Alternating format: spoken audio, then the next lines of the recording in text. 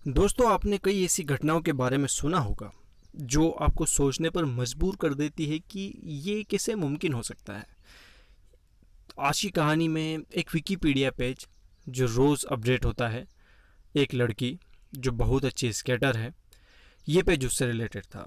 और इस लड़की की ज़िंदगी में ठीक वैसा होता है जैसा ये पेज भविष्यवाणी करता है, और इसका आखिर में जो अंजाम होता है वो सुनना आपको चौंका देगा।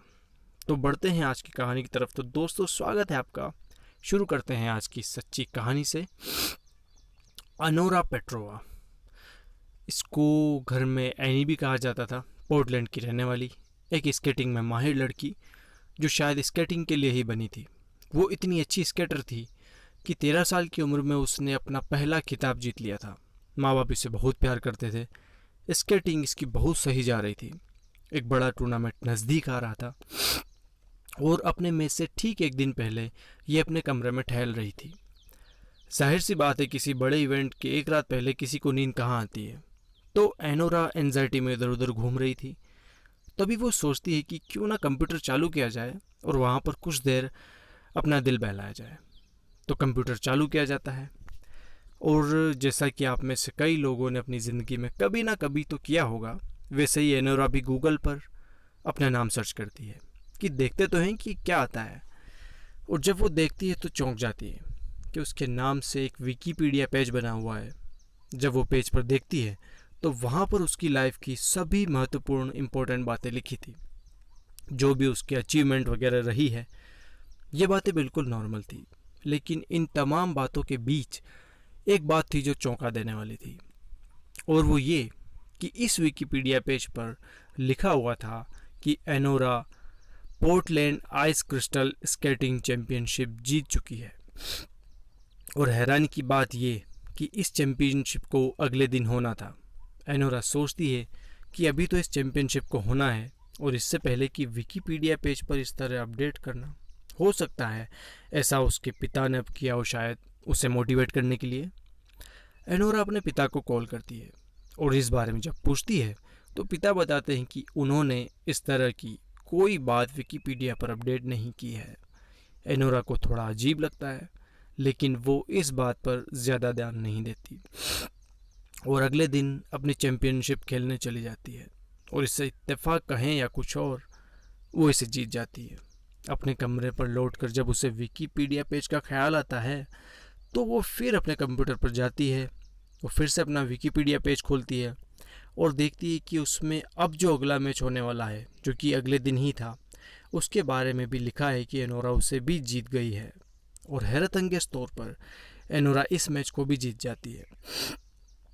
ये चीज़ें उसके खुद के लिए भी शॉकिंग थी, अजीब भी थी। अब ये रोज़ का रूटीन बन जाता है। एनोरा रोज़ अपना विकिपीडिया पेज खोलती और देखती, और हूबहू वैसा ही होता जैसा पेज पर लिखा होता। अब कुछ वक्त बाद एनोरा की स्केटिंग की सेक्शनल चैंपियनशिप होने वाली थी। तो एनोरा सोचती है कि क्यों ना खुद से इस पेज पर एडिट किया जाए और खुद को विजेता घोषित कर दिया जाए, और देखते हैं कि क्या होता है। तो वो अपने उस विकिपीडिया पेज पर खुद की डिटेल्स एडिट करने लग जाती है। लेकिन वो ये देखकर चौंक जाती है कि ना सिर्फ उसे पेज पर एडिट करने से ब्लॉक कर दिया गया, बल्कि उसने जो एडिट कर दिया था वो भी हूबहू पहले जैसा ही हो चुका है। लेकिन इससे भी बुरी बात तब होती है जब स्क्रीन पर एक मैसेज पॉपअप होता है जिसमें लिखा होता है, एनोरा पेट्रोवा एक सेल्फिश लड़की है और उसे वही मिलेगा जिसके लायक वो है। ये देखकर एनोरा घबरा जाती है। उसे लगता है कि उसकी एक दोस्त जिसका नाम ब्री है, शायद उसने ये सब किया हो, क्योंकि ब्री एक दोस्त होने के साथ ही उसकी एक कॉम्पिटिटर भी है।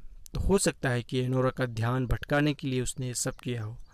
एनोरा एक मेल लिखती है ब्री के नाम, और इस मेल के साथ उस विकिपीडिया पेज का स्क्रीनशॉट भी भेजती है कि किस तरह उसके साथ अजीब किस्से हो रहे हैं। हालांकि ये मेल कभी भी ब्री तक नहीं पहुंचा। अब एनोरा रोज़ विकिपीडिया पेज खोलती और आए दिन उसके बारे में नेगेटिव चीज़ें होती, और ठीक वैसे ही एनोरा हारती जा रही थी। लेकिन एक दिन ऐसी प्रेडिक्शन वो अपने बारे में देखती है जो उसे हैरान और परेशान करके रख देता है। प्रेडिक्शन में लिखा था कि एनी एक स्कैंडल में फंस गई है जिसके चलते उसका करियर ख़त्म हो चुका है। और कुछ दिनों बाद ठीक वैसा ही होता है। होता यह है कि ब्री के स्केट के नीचे कोई कील ठोक देता है, जिससे स्केटिंग करते वक्त ब्री को कई बार चोटें आती है। इन सब चीज़ों का इल्ज़ाम एनी पर आता है और उसे किसी भी तरह की चैम्पियनशिप से बैन कर दिया जाता है। अब एनी हैरान परेशान वो सोचती है कि क्यों ना विकीपीडिया के एडमिनिस्ट्रेशन से बात की जाए और पता लगाया जाए कि इन सब के पीछे आखिर कौन है जो एडिट कर रहा है। एनी विकीपीडिया से संपर्क करती है और उन्हें इन सब चीज़ों के बारे में बताती है, लेकिन उसके होश फाख्ता हो जाते हैं जब उसे पता चलता है कि विकीपीडिया पर इस तरह का कोई पेज नहीं है और ना ही कोई इन सब चीज़ों को एडिट करता है। अब कुछ दिनों तक हैरानी परेशानी यूँ ही चलती रहती है, लेकिन एक दिन एनी काफ़ी ज़्यादा परेशान हो जाती है जब वो देखती है विकीपीडिया पर एक और अपडेट आई है और उस अपडेट में ये कहा गया है कि एनी फ्रैंक जो एक स्केटर थी, अपने माँ बाप से बहुत प्यार करती थी, लेकिन अब वो अनाथ हो चुकी है और उसके माँ बाप का एक कार एक्सीडेंट में मौत हो चुकी है। जब वो अपने बाप को फ़ोन लगाती है, अपने पिता को फ़ोन लगाती है, तो पाती है कि घंटी जा रही है लेकिन कोई उठा नहीं रहा है। और ठीक कुछ दिन बाद उसके पिता की और माता की एक रोड एक्सीडेंट में मौत हो जाती है। जब एनी सबको ये बताती है कि उसने कॉल किया था और जब माँ बाप की जो कॉल हिस्ट्री उसको चेक किया जाता है तो पता चलता है कि उनके पास कोई कॉल आया ही नहीं था एनी का। एनी के लिए सब चीज़ें काफ़ी चौंका देने वाली थी। अपने माँ बाप की मौत का सदमा एनी पर इस तरह हावी होता है कि वो इमोशनल ब्रेकडाउन में चली जाती है और कुछ दिनों तक अस्पताल में भर्ती रहती है। लेकिन कुछ दिनों बाद जब जैसे जैसे उसकी तबीयत सुधरती है और वापस स्केटिंग कोर्ट पर जाकर अपनी स्केटिंग की प्रैक्टिस करने लग जाती है और चीज़ें धीरे धीरे नॉर्मलाइज होने की तरफ बढ़ रही थी, इस बीच में एनी तय करती है कि वो आखिरी बार उस विकीपीडिया पेज को फिर से ओपन करेगी और देखेगी कि उस पर क्या अपडेट आती है। और ये आखिरी बार इतना भयानक था कि उसने सोचा भी नहीं होगा। जब वो अपने विकीपीडिया पेज को ओपन करती है तो उसमें वो पाती है कि वहाँ पर लिखा हुआ है कि एनी एनोरा पेट्रोवा जो कि एक स्केटर थी, उसकी मौत 24 अक्टूबर 2010 को हो चुकी है। और हैरानी की बात यह है कि जिस दिन वो ये सर्व कर रही थी उस दिन तारीख 24 अक्टूबर 2010 थी। एनी चाहती थी कि जैसे तैसे इस रात की 12 बजे और 25 तारीख को आ जाए ताकि उसकी ये प्रेडिक्शन जो है 24 अप्रैल 24 अक्टूबर 2010 वाली ये गलत हो जाए और वो बच निकले। लेकिन ऐसा नहीं होता है। बदकिस्मती से जब अगले दिन उसके घर में लोग पहुंचते हैं तो देखते हैं कि एनी का सिर कीबोर्ड से लगा हुआ है और वो मृत पड़ी है, उसकी मौत हो चुकी है। जब लोग उसके कंप्यूटर को देखते हैं तो पता चलता है कि उसमें एक टैब ओपन है जिसमें उसने ब्री के नाम एक ईमेल लिखा है और ईमेल के साथ अपने विकीपीडिया जो पेज है उसका स्क्रीनशॉट लिखा है। इसमें ब्री को एनी कह रही है कि उसने ब्री के स्केट में कोई कील नहीं ठोकी थी। जब ब्री प्रैक्टिस कर रही थी तब सिर्फ एनी उसको देख रही थी और उसे ब्री को नुकसान पहुंचाने का कोई कारण, कोई वजह नहीं बनती। वो ब्री से बहुत प्यार करती है और उसने ये भी बताया कि किस तरह उसने अपने माँ बाप को कॉल किया था और जब उसने कॉल किया था तब सामने से किसी के हंसने की आवाज़ आ रही थी, लेकिन किसी ने उसका फ़ोन पिक नहीं किया।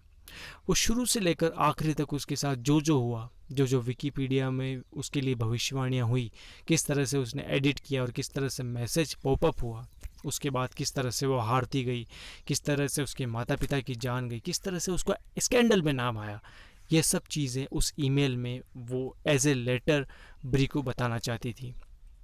खैर, न्यूज़ में सब बात आती है और सब तरफ छानबीन होती है, लेकिन विकीपीडिया पर इस टाइप का कोई पेज नहीं मिलता। इसके बारे में अब 4 थ्योरीज आती है सामने। पहली थ्योरी ये कि हो सकता है कि ये जो कहानी हो ये पब्लिश हुई थी ये अपडेट हुई थी क्रीपी पांडा नाम की वेबसाइट पर और उस वेबसाइट पर काफ़ी ऐसी स्टोरीज अपडेट होती है जो कि फिक्शन होती है, काल्पनिक होती है। तो शायद हो सकता है कि ये भी एक काल्पनिक स्टोरी हो और इसको ये इंस्पायर हुई थी शायद मैरी पेट्रोवा नाम की स्केटर से।